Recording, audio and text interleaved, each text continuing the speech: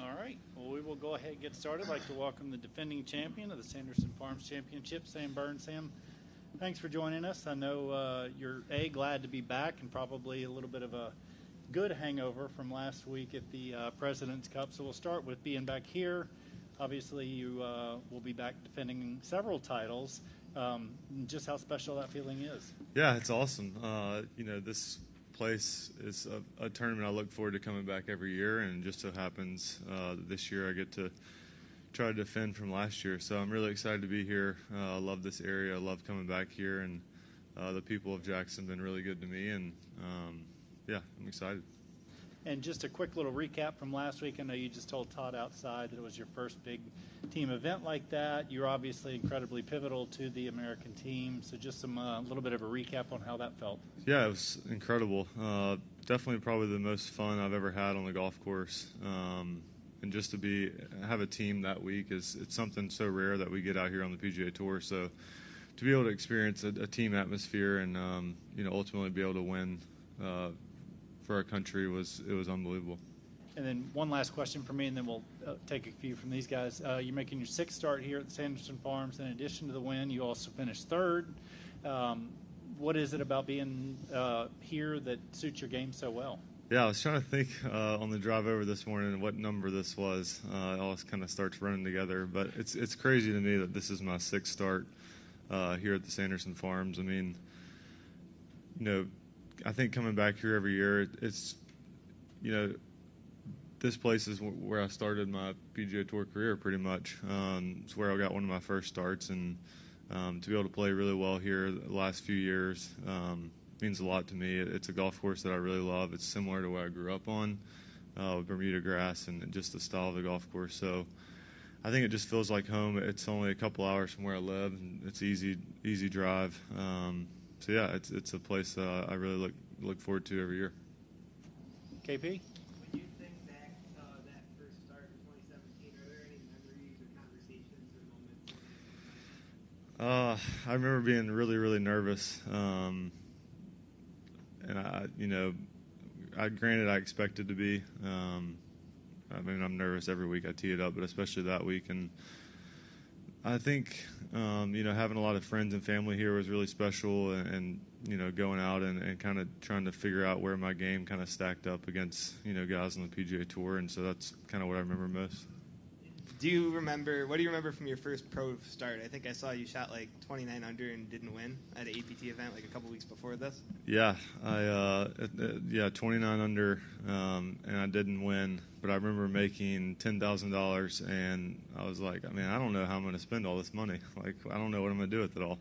But it went fast. But yeah, it's, I didn't really know what to expect getting into pro golf. I had some expectations kind of built up in my head, and I didn't expect to shoot 29 under in my first event and not win. I can tell you that. When you think about how it's been 5 years since you've been a pro, does that feel like the right amount of time, or does it feel like it's flown by or gone longer? And how do you describe it feels like it's flown by.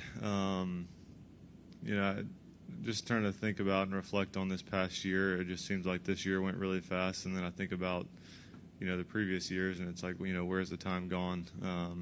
But it's definitely something I don't take for granted. I'm very honored that I get to play golf for a living, and get to do it on the best tour in the world, and so I try to make sure that I'm keeping that in the forefront of my mind.